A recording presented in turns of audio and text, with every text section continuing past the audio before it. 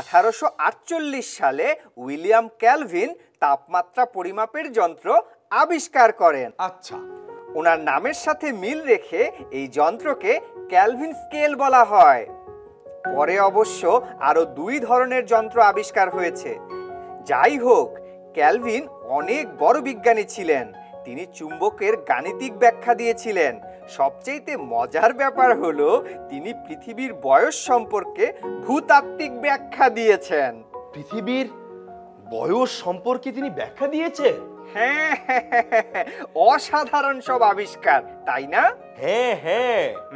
আরো বলি শোনো, মহান এই বিজ্ঞানী সমুদ্রের গভীরতা পরিমাপ করার যন্ত্র আবিষ্কার করেছিলেন।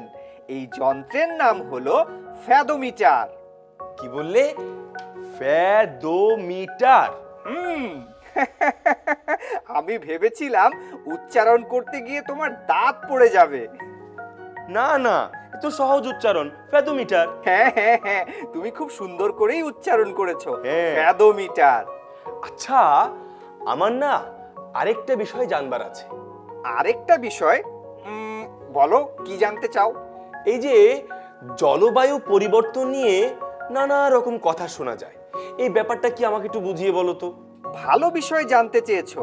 মানুষ এখন জলবায়ু পরিবর্তন নিয়ে খুবই চিন্তিত। কোন স্থানের জলবায়ু সহসা পরিবর্তিত হয় না, তবে বিজ্ঞানীরা পরিমাপ করে দেখতে পেয়েছেন যে পৃথিবীর গড় তাপমাত্রা ধীরে ধীরে বাড়ছে। পৃথিবীর তাপমাত্রা এইভাবে বেড়ে যাওয়াকে বৈশ্বিক উষ্ণতা বা গ্লোবাল ওয়ার্মিং বলে। ও, তো তাতে আমাদের কি এসে যায়? হ্যাঁ, কি বললে তুমি এটা? পৃথিবীর তাপমাত্রা বৃদ্ধির ফলে পর্বতের চূড়া ও মেরু অঞ্চলের বরফ গলে যাচ্ছে। আমরা জানি পদার্থকে তাপ প্রয়োগ করলে তা প্রসারিত হয়। তরল পদার্থের ক্ষেত্রেও আয়তন প্রসারণ ঘটে। যদি তাপ বেড়ে যায় তাহলে তাপমাত্রা বেড়ে সমুদ্রের পানি প্রসারিত হবে, ফলে সমুদ্র পৃষ্ঠের উচ্চতা বেড়ে যাবে। এভাবে তাপমাত্রা বাড়তে থাকলে পানির উচ্চতা আরো বেড়ে যাবে। তাহলে তো বিপদ। তোমার কাছ থেকে ভালো একটা বিষয় জানতে পারলাম।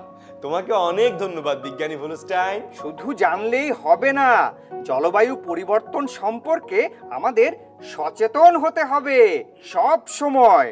ঠিক বলেছো।